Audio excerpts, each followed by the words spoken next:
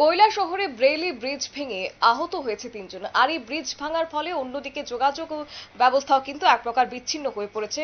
এবং সেক্ষেত্রে যোগাযোগ বিচ্ছিন্ন কিনাইচর গ্রাম। কৈলাসহর লাগোয়া কিনাইচর এলাকার মঙ্গলবার দুপুরে ঘটে ভয়াবহ দুর্ঘটনা। পাথর বোঝাই একটি লরি ব্রিজের উপর উঠতেই আচমকায় ভেঙে পড়ে লোহার তৈরি ব্রেইলি ব্রিজটি। এতে গাড়ি চালক সহ 2 পথচারী মহিলা আহত হন এবং আহতদের দ্রুত কৈলাসহরের ঊনকোটি জেলা হাসপাতালে ভর্তি করানো হয়েছে। স্থানীয় সূত্রে জানা গেছে 2008 সালে পূর্ত দপ্তরের উদ্যোগে কৈলাসহর থেকে শ্রীরামপুর গ্রাম পঞ্চায়েতের 6 নম্বর ওয়ার্ডের কিনাইচর গ্রামে সহজে যাতায়াতের জন্য এই ব্রেইলি ব্রিজটি বসানো হয়েছে। দীর্ঘদিন ধরে গ্রামবাসীরা এই সেতুর উপর দিয়ে শহরে আসা যাওয়া করতেন এবং মঙ্গলবার দুপুরে পাথর বোঝাই লরি সেতুর উপর উঠতেই সেটি ভেঙে পড়ে যায়। কি রয়েছে বিস্তারিত শুনুন। বেইলি ব্রিজের উপরে ব্রিজ নিয়ে ভেঙে পড়েছে। সঙ্গে সঙ্গে প্রশাসন এবং পুলিশ প্রশাসন সবাই আমরা ছুটে এসেছি। তো আপনারাও আসলেন।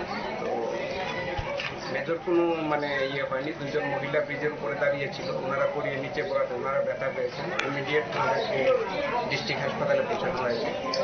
ড্রাইভার যিনি ছিলেন গাড়িতে উনিও খুব ব্যথা পেয়েছেন, ওনাকেও আমরা ডিস্ট্রিক্ট হাসপাতালে পাঠিয়েছি। আর ইমিডিয়েট আমরা ব্রিজটাকে আবার ঠিক করে পুনরায় যে যোগাযোগ ব্যবস্থা চালু করার জন্য আমরা ব্যবস্থা করি। এটা পিডব্লিউডি পিএমজিএসওয়াই রোড। তো এখানে পিডব্লিউডি আরএনবিও আছেন, পিএমজিএসওয়াইও আছেন। তো ওনারা যৌথভাবে এখন উদ্যোগ নিয়েছেন রোডটাকে খুব তাড়াতাড়ি আবার চালু করে দেওয়ার জন্য। অবশ্যই ঘটনার খবর পেয়ে স্থানীয় প্রশাসনিক আধিকারিকরা ছুটে আসেন ঘটনাস্থলে এবং বিশেষ করে স্থানীয়দের অভিযোগ হচ্ছে বহু বছর পুরনো এই সেতু দুর্বল হয়ে পড়লেও প্রশাসনের পক্ষ থেকে তা সংস্কারের উদ্যোগ গ্রহণ করা হয়নি।